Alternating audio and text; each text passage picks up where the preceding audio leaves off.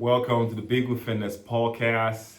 This is the podcast where we talk about athlete struggles, their successes, and their dreams and ambition, right? So today I'm here with my guy Blake and Braden. How you guys doing, bro? You guys doing good? Give me the handshake, bro. There we go. Give me the handshake, bro. You guys doing good? Yeah. There we go. So so it's an honor to interview these guys today. We took some break from the podcast, but we are back. We'll be bringing in more athletes to interview them. So today it's an honor to see my two guys here in the studio interviewing them. So before we get started, it's okay, we're going to say a quick blessing? Yeah, of course. Yep. God, thank you so much, my Lord bros. Thank you. We come today in the studio and just talk about life and talk about you and talk about basketball. I pray our conversation be pleasing and acceptable in your sight. In Jesus' name, amen. Amen. So guys, thank you guys so much for coming once again. So tell me a little bit about yourself, starting with Brendan. A little bit about myself. My name is Brandon Togle. I go to Kentwood High School. I'm a class of 2026, and I play basketball. That's really all I'll be doing now. And I'm just always at home hanging out with my friends. And yeah, that's pretty much about me. That's for you, Blake. I'm Blake Stepniak. I graduated from Kentwood, played with Brandon. I go to Bellevue College now. I redshirted my first year, so this will be my freshman year coming up.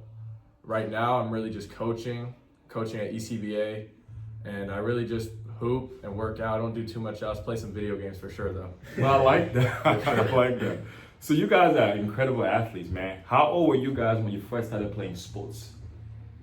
Man, when I first started playing sports, I was probably around maybe 4 years old. Mm-hmm. Like I would always be playing like a little mini hoop or something like that. I'd always have like a little basketball mini hoop. I was also really into soccer when I was younger too. Soccer player. I was a soccer player when I was younger.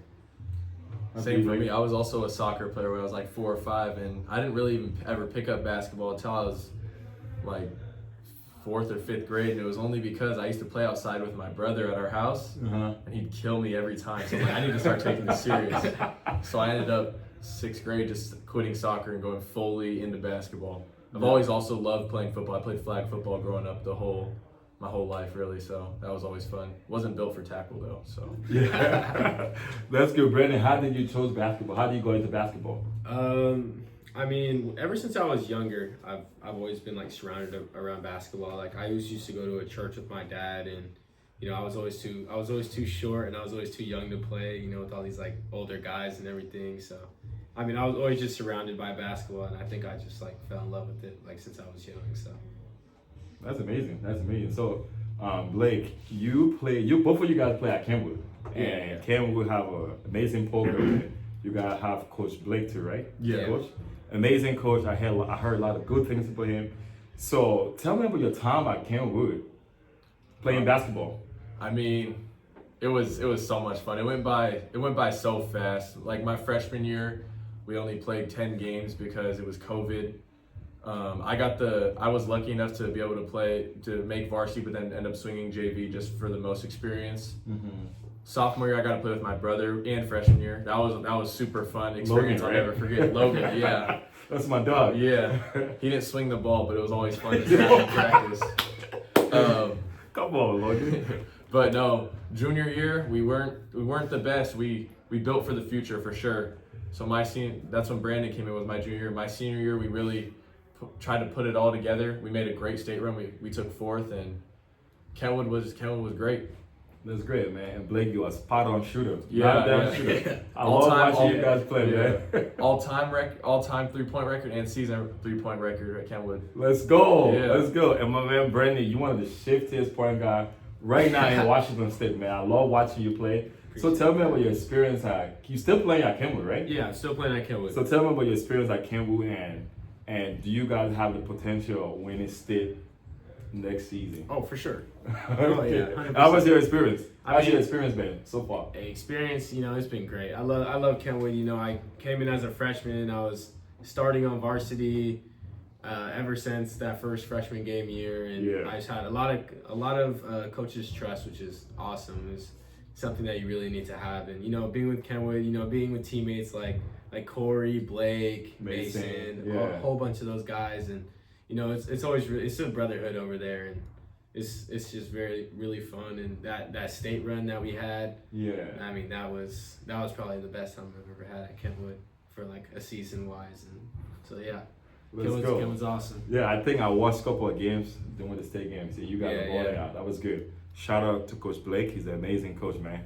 So Blake, where are you currently playing at, man? I'm at Bellevue College right now, JUCO. It's a JUCO in obviously Washington, and so I'm going there back for my freshman year, and we're returning 7 guys. So we're gonna be.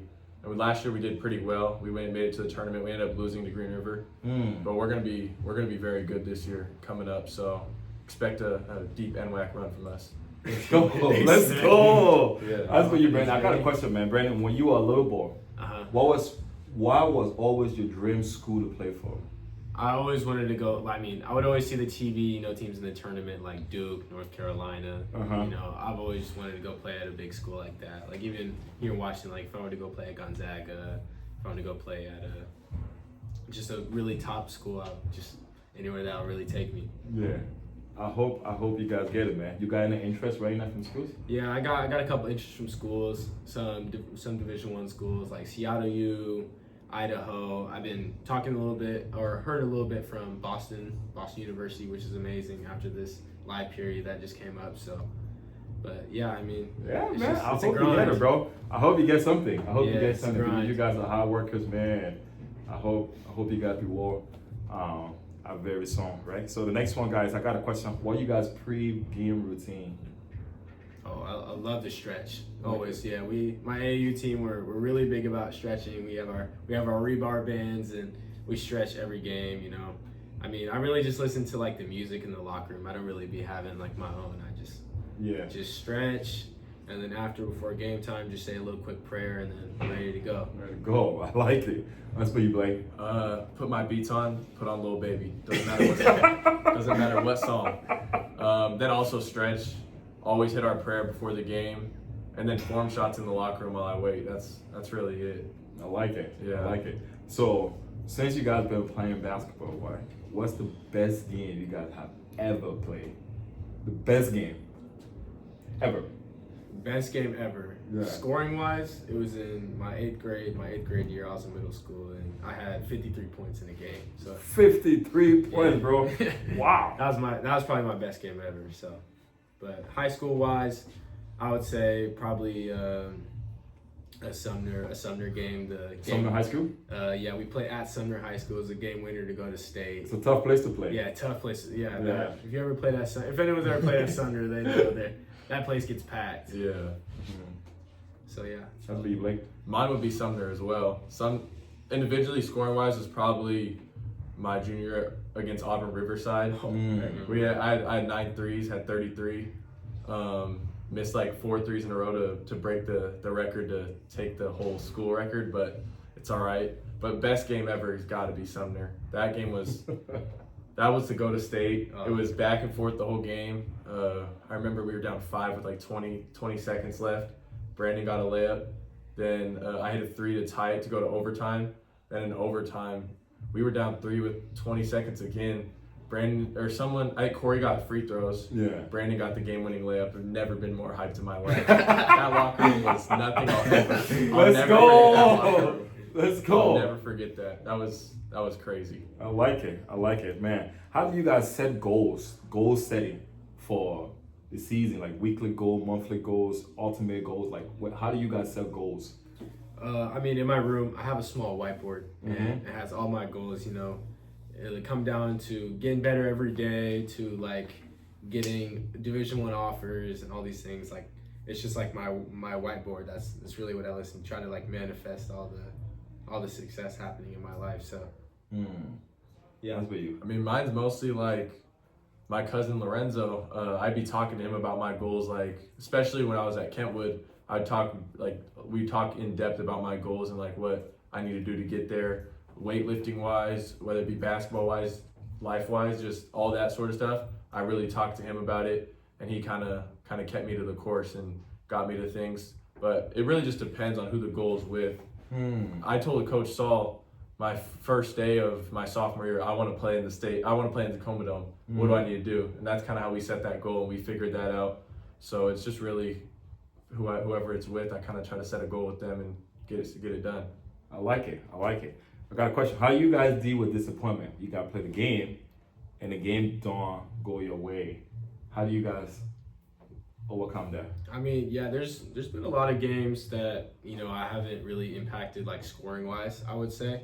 Like, I mean, it's not every night that it's going to be your night, but something that I really like to do is I just like to get my teammates involved. I love passing the ball, getting my other guys open, you know, playing my point guard role. So, yeah, I mean, just when I'm not scoring, like I find other ways to impact the game, whether it be assist or grabbing rebounds as a guard or diving on the floor for a loose ball, like just, you know, like those little details that go really far during the game. So. And what happens if you lose, Brendan? How do you come back from that loss, a tough loss? You know, tough losses, that's a tough pill to swallow. Mm-hmm. I mean, you kind of have to like hate losing more than you like winning, if that makes sense. Like for me, I'm a huge competitor. I hate to lose, no matter if I'm playing, not even just basketball. Like I could be playing rock, paper, scissors, and You want to win. Yeah, I don't want to win. So I mean, that's really just having that drive. Have that drive. Okay. Yeah. I mean, as it goes for heartbreaking losses, first thing I always do. I mean, we had a couple of those even just my senior year. Yeah. I missed a wide open 3 to beat Tahoma, our rival.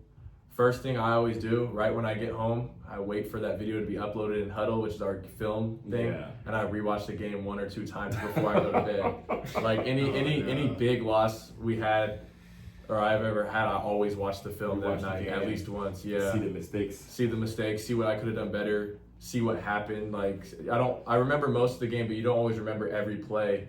Kind of see, like, that's mostly how I kind of not calm down, but kind of feel better about it, if that makes sense. And then if it's a bad performance individually, but we win or something like that, maybe I'll try to get more shots up, whether it be after practice or before practice. It just really depends on kind of how it goes, but I always watch the film on a heartbreaking loss. That's cool. Yeah, man. So besides basketball, what are you guys' favorite hobbies? When you're not playing basketball, you're not working out, what are some things that you do at the house? I love being on the game. I'm on the game a lot. Gamer, huh? Yeah. Same goes for me. I love the game. Have you guys played against each other?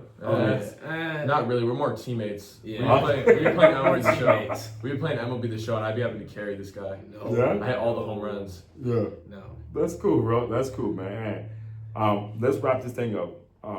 If a little boy watching you guys, a little girl, right, I look up to you guys, what advice you have to give them in terms of basketball to keep pushing? Like, what are some positive advice you can give them in terms of school or basketball or just life?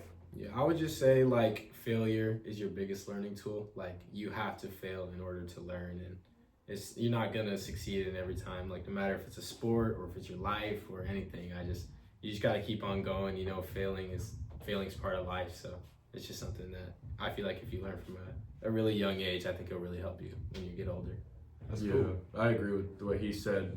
But at ECBA, what I tell all the kids that kind of ask me like, "Oh, you play in college now? Like, how'd you get there?" I say, biggest thing is if you don't have a GPA to go with it doesn't matter how good you are, unless you're a 5-star, your GPA matters. Like you got to have good grades. You got to have all that stuff if you want to play at the next level for any sport. But just for the sporting wise, I say no matter like how hard it gets, you just got to keep going. Like you can't stop. You can't, no matter what happens, failure, like Brandon was saying, is important, but you got to keep going. Nothing should change if you fail. You got to keep going. Maybe you work harder. You can't stop though because of failure.